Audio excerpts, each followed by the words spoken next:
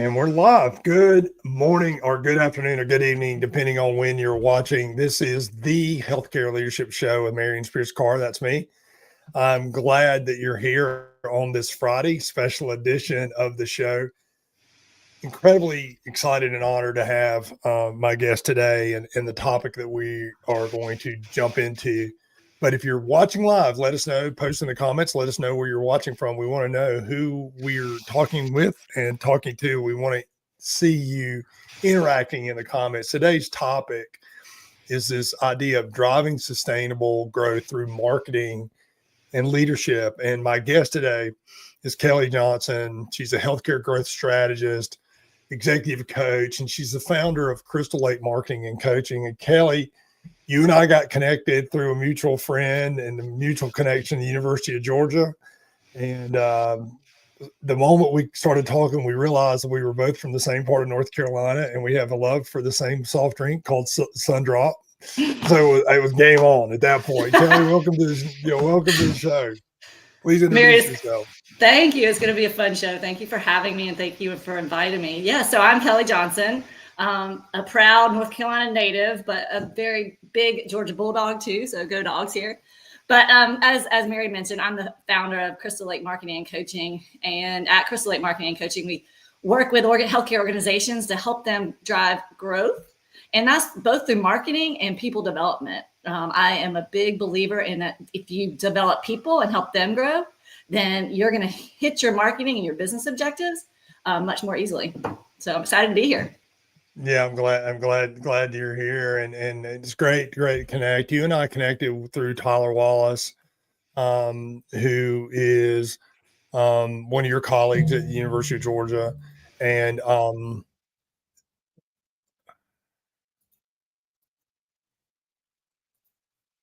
okay. Yeah, sorry, I lost you there for a moment. We had a little bit of technical difficulties. That's the way the show goes. Gosh, sorry. Yeah, moment. You and I connected through Tyler Wallace at UGA, and one of the things I got really excited about your work was you talked about your marketing background. You talked about the things that you've done, but we really centered around what's the difference between having a great marketing plan and how do we execute that from a leadership perspective. And you and I got into a conversation around this idea that how critical leadership is. I'd love for you to talk a little bit about what you've seen in from this strategy perspective. When we think about, marketing as a key strategy in the marketplace, and when we think about healthcare right now, everybody's got a marketing budget of some sort in the healthcare in the healthcare industry and the healthcare market. But what are some of the things from a leadership perspective that's going to be critical in order for them to take advantage of that, actually deliver on what they say they're going to be delivering, connecting with their patients, making a difference? What are your thoughts around that? Let's just jump right into that part of the conversation. Mary, it's a great question. And honestly, I would love to share the story of how I became so passionate about this work because, early in my career, I've been in marketing for my whole career, and I'm not young, 25, 26 years. But I tell everybody I grew up at Emory Healthcare, and I really did. But when I was at Emory Healthcare, I was on the fast track, and I was promoted to a manager probably before I should have. And I had not done the work to position myself and to understand what that meant to be a leader and really do that background, that professional development. So I got into that role, and I struggled because I didn't know what to do. And then the organization wasn't investing in me. I didn't know what to do, and I didn't invest in myself. And I quickly learned I'm not good at this. I'm not good at being a leader. And the organization was struggling as well. So I'm leading other people. I don't know what I'm doing. And I'm trying to lead other people and help the organization reach their growth goals. Within a year, I had decided to take a step back and not be in that role. So that really, as I kind of developed in my career, I've seen that story happen over and over and over again. You have these people who are individual contributors and excellent at their jobs, and they're promoted into these roles as leaders, and then they haven't done their work, or they haven't been given the training to really understand how not only to do their job well from a leadership perspective, but then also how do you develop the people under you? So it's two-pronged, right? The leader's not understanding, and then you're not setting these other individuals under them up for success. So that's why I'm so passionate in the work that I do, is because your organizations can't grow if people are not growing, and you don't have people who really know, you not just again the strategy, because anybody can pull marketing strategy together, like not anybody, but there's a lot of people who can pull marketing strategy together. But when you combine that strong marketing strategy with strong people development strategy, you're seriously going to soar in your goals and reach your business objectives. I think that's so important too. I think a lot of times we, in healthcare specifically, is one of those industries that, and I've been in it, for those of you who don't know me, I've been in the executive search and leadership development side of the world for 34 years as well. I've been around a while, as Kelly was talking about. And I'm an entrepreneur and run my own search firms, my own leadership development firms, plus been part of others. And one of the things that's always been true almost in healthcare is how siloed different departments are, different leadership teams are, different product lines are, et cetera. And you think about marketing as kind of this thing over here that talks about the organization and tells the community what we're doing, et cetera. And then there's all these people that are actually delivering on that care that oftentimes are not connected to the brand or not even connected to that thought process. And I love the fact that you have connected the two pieces, and you're right, all the way down through the leadership side of it is, do we have an effective leadership team to actually deliver on what we say we're delivering on? By the way, people are checking in. Thank you so much. For those of you who are new to the show, this part of the show, you in the comments, is one of my favorite parts of what we do at the Healthcare Leadership Show. So thank y'all for being in the comments. We've got Carlton's checking in from Jacksonville, Florida. Hello, Carlton. Glad to have you. Andrea checking in from Atlanta, Georgia.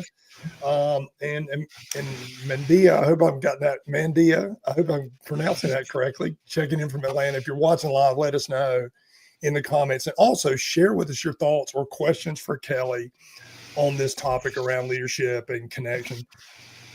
In your work, Kelly, tell me, when you look at an organization or you are invited to work with an organization, how do you assess where they are in terms of the alignment between what they're trying to talk about and sell and their messaging and their leadership? How do you make an evaluation of that? What's your process? Can you talk a little bit about that? Absolutely. So I love what you were saying earlier about marketing sometimes is in this silo over here, but marketing is your voice of your customer, right? So it has to be integrated into all levels. Leadership, through executive leadership of the healthcare organization, through the operations team, through the patient sat team, all that marketing should be incorporated and have a seat at that level, because if they don't, then there's going to be silos. And as you mentioned, mismatches. So that's the number one thing when you're going into an organization for me is, okay, what's the perception of marketing right now? And usually if I go in and I see that they are not at the table, then to me, it's a signal, not always, but it's a signal that marketing team hasn't been strategic. They're not aligning their goals with the goals of the organization so that the marketing strategy aligns and that they can really hit those growth objectives for the organization. Because ultimately our goal is to help the organization grow. But if they're not at that table, it's a signal that maybe they don't have that strategic marketing lead that they need to have to get to that level, and then be involved in those conversations to say, like a lot of times what happens with marketing is they're like, oh my gosh, patient volume down in primary care. What are we going to do? And I have to say, let's take a step back there. Is there an operational issue? Let's talk about what's happening in other areas. Is there, what's happening? Is it all marketing? But if you're not at that table, you can't have those conversations. So that's the first step, is evaluate, what is the perception of marketing, what they've done, and then how do we then elevate that so they're seated at that table so it's really not siloed, as you were talking about earlier. Yeah, one of your fans is checking in. Dana saying hi, Kelly, watching from Chicago. Dana, thanks for being with us. I have a pretty strong following in Chicago. I do a lot of work up there, so glad to have representation from that. We have some dogs on the call too, so I'll just call out to the couple. Got some dogs too. Go dogs! I've learned. Kelly, I'm from North Carolina, and what do we play up there? Not football, apparently. Basketball. Like after Carolina got crushed this past week, don't really play, but we do play basketball. And basketball is a big deal. when I first moved to Georgia a few years ago, I didn't have a clue. I have to admit, I didn't have a clue, but I have become a Dogs fan just because you have to. It's required. It's required for it. Where's your hat today? Where's your hat, Mary? Come on. Put your I don't have my hat with me right now. Got my little branding and my company info, little pandering to my audience, I guess, with that. Kelly, one of the things that we've seen too, a lot of the work that I do, and David, thanks for being with us. A lot of the work that I do is around strategic leadership in terms of do we have the right people in the right seats? Do we have the right people making the right decisions, et cetera? But one of the things we've really had to pay attention to in healthcare specifically is the changing demands from the consumer. The consumer now has choices. I mean, let's say, you have managed care plans that say you can only go to certain physicians, et cetera, but there's still a lot of choice in the marketplace. And that's where marketing can help drive that. Matter of fact, one of the things that I just thought about, and we didn't talk about this offline, but Kelly, so you may remember this. And for those of you who don't know, Kelly's from a town called Gastonia, North Carolina, which is right up the road from where I'm from, Concord, North Carolina. And a few years ago, one of the biggest failures in a healthcare system marketing happened in Gastonia. And they decided that they had better outcomes in their emergency department. You were less likely to die if you went to their hospital. And that became the strategy around marketing, and it backfired dramatically. So that's not the direction to go. But Kelly, that wasn't me. I know one you. I know you didn't do that. You didn't do that. You have nothing to do with it. And I won't mention the system, but it was it was a crazy situation. But that was a few years ago. But talk about how, from a leadership perspective and having marketing at the table, which you just talked about, talk a little bit about how the market has changed and why leadership is even more important, because the consumer is driving decisions around where they're going to get their care, the type of care that they're getting, what their expectations around care, the timing, all of those things. And we've seen all these different companies like Amazon trying to come into healthcare, Walmart trying to come into healthcare, CVS, et cetera. Talk a little bit about that connection and why leaders, I guess the first part of that question is, why do they need to pay attention to that?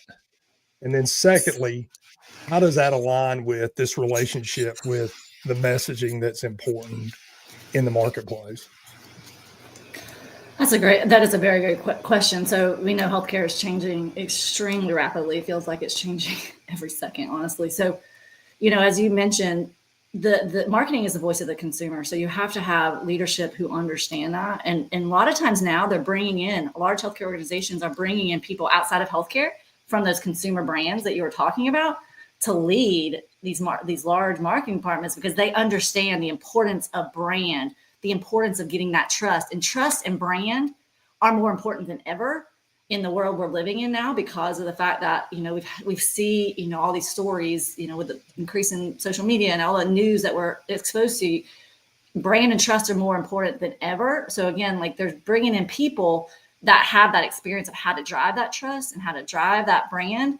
Because a lot of times in the past, because marketing may not have been as strategic and may not had that seat at the table, it was all focused on like total growth. And brand and trust is not something that you can necessarily say is going to touch the bottom line through direct attribution. But again, it's so crucial that you do that work. So you have to be able to get, a strong leader, again, with that seat at the table, can help the leadership team, the CFO, the people making decisions about budget and where it goes. Even, in times like ours, with many hospitals in the red, many hospitals, with negative margins or very small margins, the importance of continuing to do that brand work. And that takes, some leadership training or leadership coaching in many cases to give those leaders that executive presence and that influential training around how to do that at that level, to help these other people in the organizations who are so focused on, okay, we are losing money right now. Why would we focus on a massive brand campaign?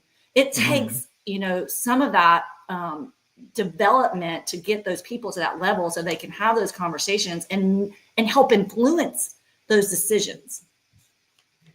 Yeah, I love that answer, and I love the way you connected that, because I think that's really critical in the marketplace. the healthcare organizations that I work with that are thriving do have a real strong sense of what they're promising to their customers or their consumers and what they need to do in order to deliver that promise and deliver on that promise. And when you think about health outcomes, cost, all those different things, it's really, they all connect for the success and help. And there's a lot of healthcare organizations right now that are struggling dramatically across the different enterprises. Ashley's checking in from Pendergrass, Georgia. I have to admit, I've lived down here for a few years and I live up in the mountains. I don't know where Pendergrass is, but Ashley, I'm glad I have to look that up on maps. I love maps, so I have to figure out where that is. Ashley, you've met Ashley, Marion. She's a UGA MHA student. Oh yeah, so thank you for joining us. She's checking in from Pendergrass. Yeah, so Ashley is in your class, and so is Mandia. Yeah. Oh, and Mandia, we met her too as well. I spoke at their class a few weeks ago, and Ashley has a connection locally here to Canton, so I know we're in the Canton area. So Ashley, glad to have you in the chat.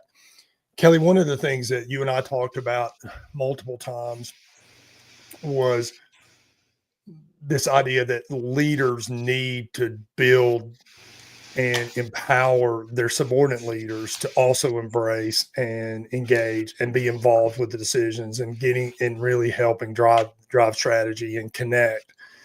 Talk a little bit more about why that's so critically important. And I know everybody probably says, well, people talk about that all the time, but there's a direct connection you and I've talked about to, what's the brand look like? What's the marketing look like from a success perspective when everybody on the team, including those younger leaders, the new leaders to the market, are really connected and engaged and empowered to make decisions, empowered to be involved. Talk a little bit about that, because I think if you think about my audience is typically hospital executives and development people in the private equity side of the world doing healthcare delivery. This is a message they need to hear. Mm-hmm. Well, when you become an executive level marketer, you're really in people development, right? So that, you get down director and below, you're doing the day-to-day work and the tactical work.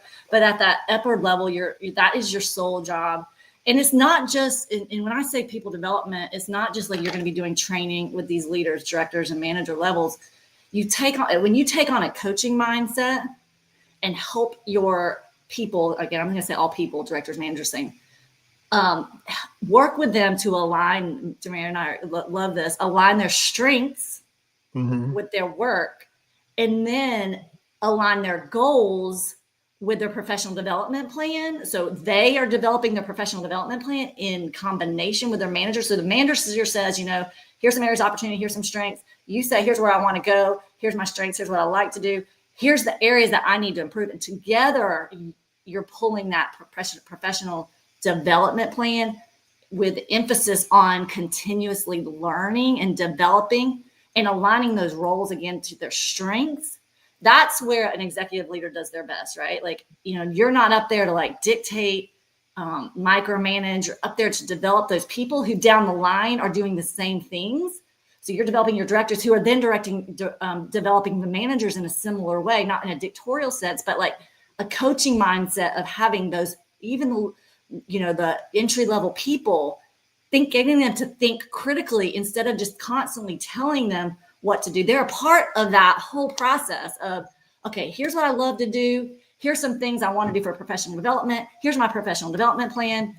Meet with your manager. How do we get there together? Because when they have involvement and when they're engaged in it together, instead of being saying, okay, you go to this seminar, you go to this, and they're like, I don't want to do any of that. That's not interesting to me. That's not where I want to go. That doesn't match my goals. Nothing is going to happen if you're going in that realm. Whereas if you go for it, go towards doing this with a coaching mindset and a development mindset to really fine tune their critical thinking, and then have them involved in that process, then they're going to continue to grow and grow and grow. And that's where you see marketing thrive. And they're going to be happy, and you're going to more likely retain them if they are involved in that process, instead of like micromanaging, being told, what training you need to be to, what conference you need to go to, and, that sort of thing. So that's what I love working with the directors, managers, emerging leaders. I love working those groups to help them do that. Yeah, they usually have an energy level too that's different, right? And not to say that the older leaders aren't, but they're like open eyed and they're ready to go, and et cetera. Melissa's checking in from Southlake, Texas. Melissa, good to see you. She's one of my networking partners and someone I've known for a long time, and is with HWL, in an Atlanta-based company as well, but she's down in Texas right now. One of the things I wanted to talk about too, Kelly, kind of switching gears just a little bit. We're still talking about the same, obviously is the sustainable growth through the intersection between marketing and leadership. If I'm a leader, let's say I'm a director or a VP level, and I get excited about what you're talking about, like, trying to connect my department or the responsibilities that I have within my team, and even get more embedded or more aligned with what we're trying to say as a marketing campaign or in support of the organization, overall branding, or what we're trying to say in the marketplace. How would you coach that director to kind of up manage a little bit and talk to their superior and say, we'd like to get more involved. We'd like to understand more about the strategy that's been created for our marketing plan. What's driving patients to us, and how can we support that? How would you coach them to have that conversation up the food chain? Because I think there's a lot of people probably would like to do it, but they don't know where to start. It's a great question, and one that's really common, as you know. I mean, obviously, because you're asking it. But yeah, I mean, if you have a really strong director or manager and they really understand the marketplace and they've done some of the professional development, but they're not quite, mature enough, or not mature enough. They're not yet confident of having those conversations. Those are the people I love working with. And it's really, first of all, how do you arm yourself with all the information that you can, come up with a solution, a recommendation, but then go to the person that they're talking to too, and start asking questions, as you said. Like, how do you ask questions about things that you may know some of the answers to, but trying to ask them from putting a coaching mindset back on the upper side, and really leading with a coaching mindset is leaning into curiosity to try to understand if there's things going on that this director doesn't necessarily understand or know, because, a lot of times, you're a senior leader, you're not able to, or not, you shouldn't be communicating everything that's happening at that level. But the director needs to, one, do some continuous learning, come in with some thoughts and ideas. But before doing that before you talk about that, is leaning in with curiosity, asking really intelligent questions. And I would work with them to help them develop those questions so they can understand if there's a broader picture that they're not necessarily privy to, that there's a reason why that leader is doing what they're doing. Because if you go in, as we all know, with, wanting to change everything right away and without leaning and listening about really what's happening, then you're going to lose, right? So leaning in strongly with questions and curiosity, and then depending on where that conversation goes, then you're armed with a recommendation, right? So you have that recommendation if you get to that place. You may not get to that place, and you may have to then go back and pivot and think about it a little bit differently. But you having both the questions and then a potential solution, based on where the conversation goes, is how I would coach someone in that role or in that position. Again, I keep saying I love that answer to all your answers, but that for those of you who are watching live or watching the replay, write that down. I don't care where you are in your organizational chart. I don't care if you're a very senior leader.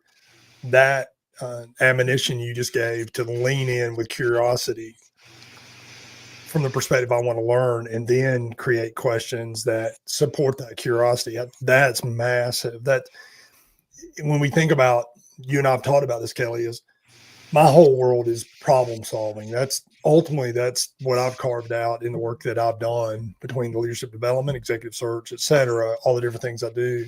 I see it as a problem to be solved.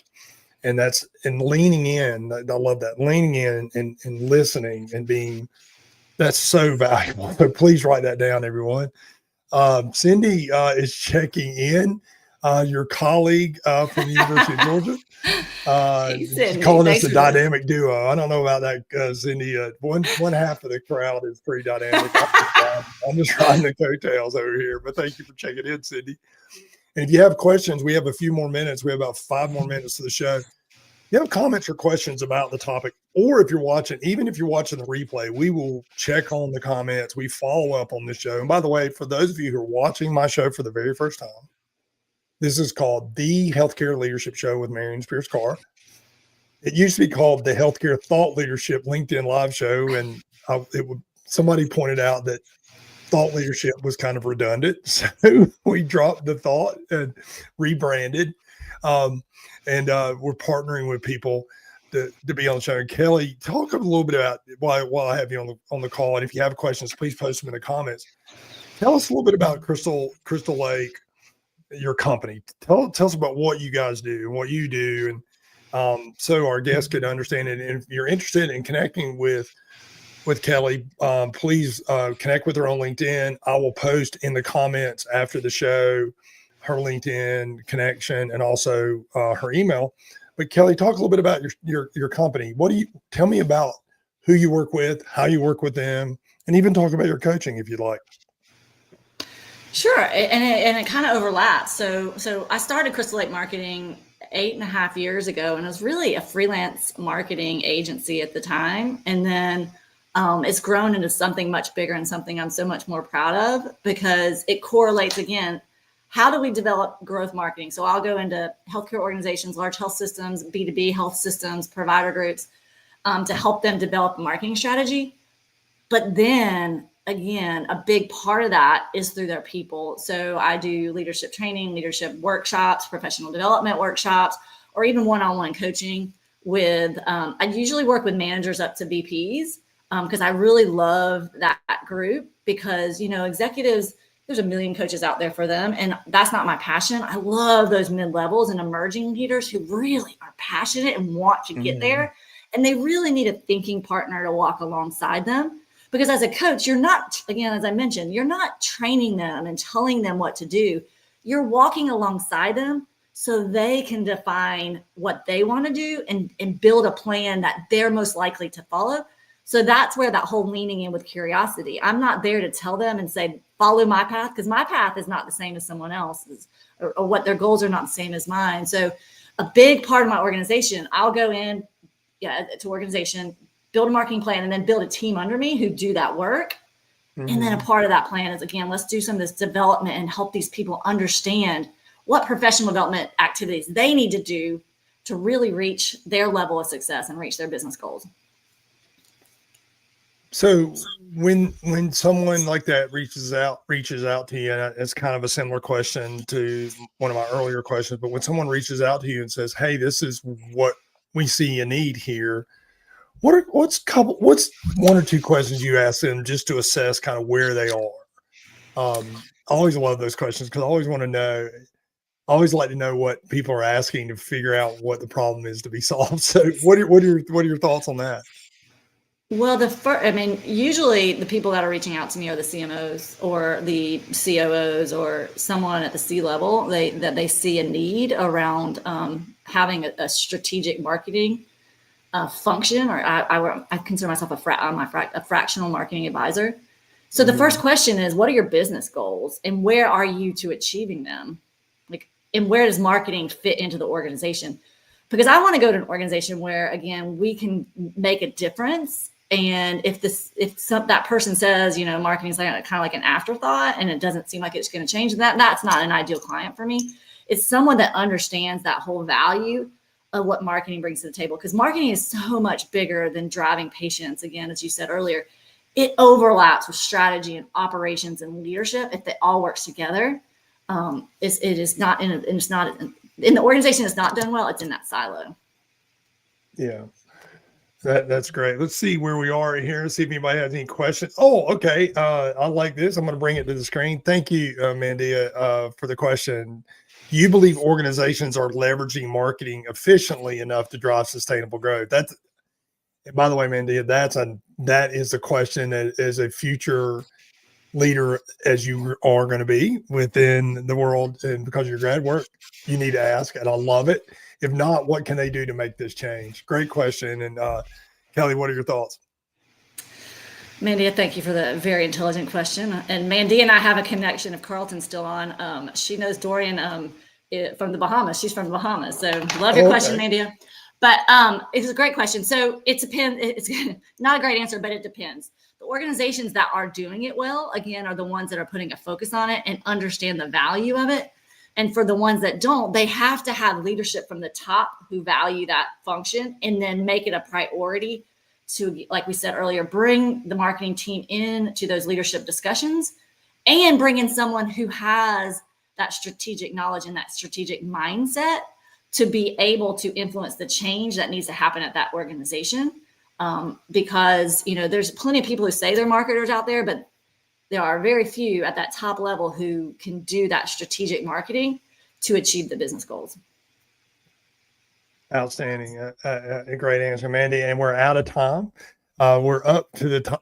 I just posted in the comments for anyone watching now or watching in the replay a link to your website, crystalmarketing.org. I'll show that on the screen now. Click on that link in the comments and it'll take you right to your site. And Kelly, thank you for being on the show. Thank you for having this conversation and being in my network and being in my circle and being someone that I know we're going to be working together more. And thank you for being on the show. Thank you all for being here today. If you watching live, thank you so much for being here for the live. But if you're all, we encourage you to watch the replay as well. My name is Marion Spears Carr. I'm the founder and managing partner of a company called Inflow Executives. I'm an executive leadership development person, executive recruiting person, and a strategic advisor to companies in the healthcare space.